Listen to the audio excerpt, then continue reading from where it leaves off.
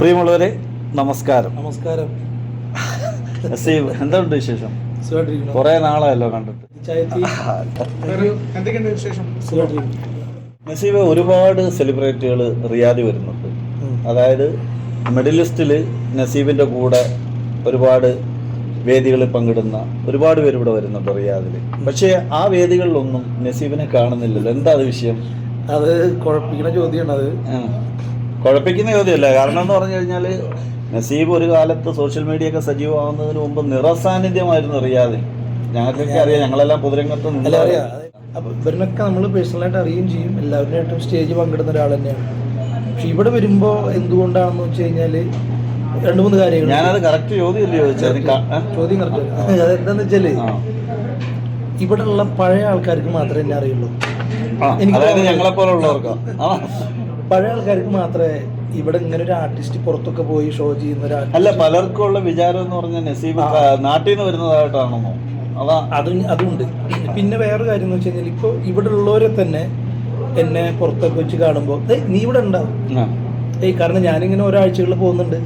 പക്ഷെ തിരിച്ച് ഞാനിവിടെ വരുന്നുണ്ട്. പക്ഷെ ഇവിടെയുള്ള പുതിയ മീഡിയ ടീമുകൾക്ക് വരെ ഇവിടെ ഇങ്ങനെ ഒരു ആർട്ടിസ്റ്റ് ഉണ്ടെന്ന് പോലും അവർക്ക് അറിയില്ല.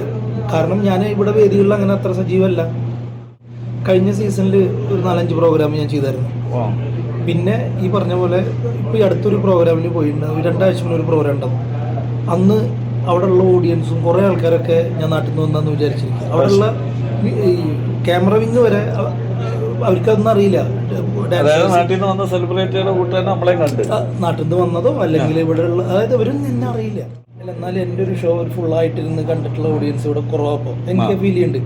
കുറേ സംഘടനകൾ, അതായത് ഇവിടെ ഇപ്പോൾ കുറേ പുതിയ ആർട്ടിസ്റ്റുകളും അതുപോലെ പുതിയ കുറേ സംഘടന ആൾക്കാരൊക്കെ ഉണ്ട്. പക്ഷെ ഇവർക്കൊന്നും തന്നെ അറിയില്ല ഞാനിവിടെ ഉള്ള ഒരാളാണെന്നോ ഇവിടെ നിന്ന് ഇങ്ങനെ ഗൾഫിൽ എല്ലായിടത്തും ഇങ്ങനെ പ്രോഗ്രാമിന് പോകുന്ന ഒരാളാണെന്നോ അല്ലെങ്കിൽ അറിയാത്ത ഒരുപാട് പേരുണ്ട്. അറിയത്തില്ലെന്ന് പറയരുത്. കാരണം എന്ന് പറഞ്ഞു കഴിഞ്ഞാൽ നിങ്ങൾ സോഷ്യൽ മീഡിയ നടന്നാലും ചാനലുകളൊക്കെ നോക്കിയാലും ഒരു സമയത്തൊക്കെ നമ്മളതിനെ വിളിക്കുമ്പോൾ ഞാൻ അവൈലബിൾ ആവില്ല. കാരണം ഓൾമോസ്റ്റ് വീക്കുകളും ഞാൻ ഓരോ സ്ഥലങ്ങളിൽ എനിക്ക് പഠിച്ച സാഹചര്യം പ്രോഗ്രാം ഉണ്ട്. ഇപ്പോൾ കുറച്ച് കാലങ്ങളായിട്ട് അങ്ങനത്തെ അത് നമ്മൾ ഒറ്റ സുപ്രഭാതത്തിൽ വൈറലായതോ അങ്ങനൊന്നുമില്ല, അല്ലെങ്കിൽ അങ്ങനെ കിട്ടുന്നതല്ല. നമ്മൾ സ്റ്റെപ്പ് ബൈ സ്റ്റെപ്പ് എഫർട്ട് എടുത്തതിനാണ് ഇവിടം വരെ എത്തിയത്. ഞാൻ 2014 മുതൽ, നമ്മൾ അതിന് മുന്നേ നമ്മൾ അറിയുന്നവരാണെങ്കിലും 2014 മുതലാണ് ഞാനിപ്പോൾ ചെയ്യുന്ന ഈ പുതിയ concept magical figure show, stand up live, നമ്മുടെ ആ ഒരു സിഗ്നേച്ചറുള്ള പ്രോഗ്രാം ചെയ്തു തുടങ്ങിയത്. ഒരുപാട് പ്രതലങ്ങളിലൊക്കെ എത്തിച്ചപ്പെടേണ്ട ഒരാളായിരുന്നു. പക്ഷേ ഈ സിനിമ ഇതിനൊക്കെയുള്ള മേഖലകളിലേക്കൊക്കെ ഞാൻ സത്യം പറയുകയാണെങ്കിൽ നമ്മൾ ട്രൈ ചെയ്യുന്നില്ല. എനിക്ക് തോന്നുന്നത് നസീബിന്റെ ഒരു സ്വഭാവം വെച്ച് ഞാൻ നോക്കുന്നതെന്ന് പറയാം, ഒരിടത്തോട്ട് ഇടിച്ചു കയറുന്ന ഒരാളല്ല എന്നുള്ളതാണ്. അതായത് എനിക്ക് അങ്ങനെ ഇഷ്ടമല്ല. ഇപ്പം ഞാൻ ഒരാളോട് ഒരു പ്രോഗ്രാം നമ്മുടെ പ്രൊഫൈൽ കൊടുക്കുന്നല്ലാണ്ട്, ഇപ്പം ഞാൻ എൻ്റെ ഒരു ഇതിൽ പറയുകയാണ്, നമ്മളൊരാൾക്ക് പ്രൊഫൈൽ കൊടുക്കും, നമ്മുടെ അവൈലബിലിറ്റി അറിയിക്കും. എനിക്ക് എല്ലായിടത്തും വിസ ആക്സസ്, ഫോളോഅപ്പൊന്നുമില്ല, വിസ ആക്സസ് ഉണ്ട്, പ്രൊഫൈലൊക്കെ അയച്ചു കൊടുക്കും. പിന്നെ നമ്മളെ എല്ലാ ആൾക്കാരും ഇഷ്ടപ്പെടണം നമ്മൾ പറയാൻ പാടില്ല. ഇപ്പം മമ്മൂക്കാനെ ഇഷ്ടപ്പെടാത്തവരുണ്ട്, ലാലേട്ടനെ ഇഷ്ടപ്പെടാത്ത, ഇവരൊക്കെ ഫിഗർ കളിക്കുന്ന എൻ്റെ എല്ലാവരും ഇഷ്ടപ്പെടണം എന്ന് പറയാൻ പറ്റില്ല. പക്ഷേ ഗ്യാരണ്ടി ഉണ്ട്. നമ്മളതിനെ ഒരു സ്റ്റേജിൽ ഇപ്പോൾ റിയാദിലായാലും എവിടെയായാലും നമുക്കൊരു അരമണിക്കൂർ നമ്മളൊരു സ്ലോട്ട് തന്നാൽ അത് അത്രയും കോൺഫിഡൻസോടുകൂടി എനിക്ക് പറയാൻ പറ്റും. എന്നെ പ്രോഗ്രാമിന് വിളിക്കുന്ന 99% ആൾക്കാരും ഹാപ്പി ആക്കിയിട്ട് തന്നെ ഞാൻ പോരാറ്.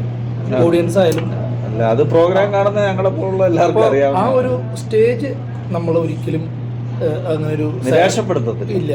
അപ്പോൾ നമുക്ക് തരുന്ന പേയ്മെന്റ് ആയാലും സന്തോഷത്തോട് കൂടിയിട്ട് അവന് കൊടുക്കണമെന്നുള്ള ലെവലിലേക്ക് അങ്ങനെ കിട്ടിയിട്ടും കാര്യമില്ല. വേറൊരു കാര്യം കൂടി ഞാൻ പറയണം, അതായത് നിസാർ ഭായി അത് ഞാൻ അപ്രിഷ്യേറ്റ് ചെയ്യണം. കാരണം ഇതിന് മുന്നേ 1-2 പ്രാവശ്യം എൻ്റെ വീഡിയോകളൊക്കെ ഇട്ടിട്ടുണ്ട്.